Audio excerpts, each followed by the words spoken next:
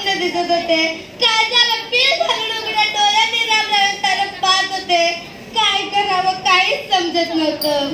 एके दिवशी डॉक्टरांकडे जाण्याच्या उद्देशाने रामराव पेठेत गेले. पेठेतल्या बँकेत गेले. बँकेतल्या साहेबांशी आता चर्चा केली आणि त्यांच्या मनात एक वेगळाच आत्मविश्वास निर्माण झाला. ते मोठ्या उत्साहाने घरी आले. बायकोला सर्वांना जेवायला वाढे सांडले. तिची मुले जेवायला बसली. रामराव बोलू लागले, पोरांनो मी आता फार थकलोय. माझ्या शेतीवाडीची काय कामं होणार नाही. तुम्हाला शेतीवाडीची कामं कराय कमीपणा वाटतोय. बँकेत मी तुमच्यासाठी कर्जाची सोय करून आलोय. फक्त तुम्ही एकच काम करा. बँकेच्या नियमाप्रमाणे प्रत्येकानं बँकेत 10,000 रुपये भरा.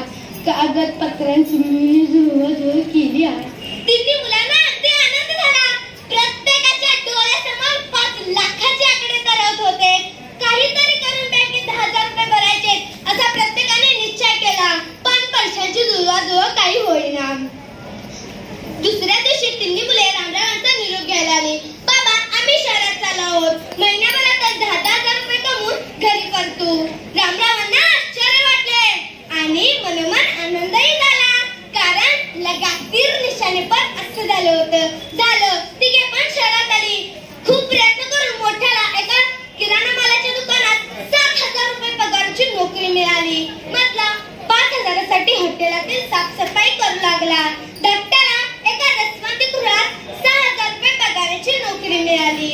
पहिल्याच दिवशी खूप भूक लागली म्हणून मोठ्याने शेंगदाण्याच्या पोटातील शेंगदाणे उचलले आणि तोंडात टाकले. मालकाने पाहिले. त्याला कडक शब्दात सुनावले. त्याचा अपमान केला. खाली मान घालून तो पोती उचलू लागला. मधल्याची तर पुरी वाट लागली होती. हॉटेलातील साफसफाई करून हात पांढरे फटक झाले होते. त्याला आपल्या मयातला पाठ आठवत होता. एवढे काम आपण आपल्या शेतातच केले असते तर असा विचार त्याच्या मनात येऊ लागला. धाकट्याची तर काही परिस्थिती वेगळी नव्हती बरं का.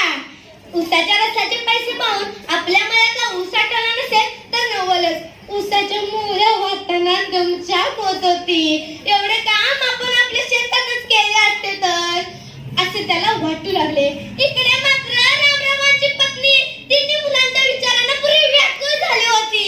रामराव पत्नीला धीरतेच म्हणाले, अगं पोरं काय वनवासाला गेले नाहीत. त्यांच्या पंखांची ताकद नको का आजमावायला. मी शक्कल लढवली ती. महिन्याभराने तिन्ही मुले अगदी अशक्त होऊन घरी आले आणि त्यांनी रामरावांचे पाय धरले. बाबा मी चुकलो. आम्हाला माफ करा.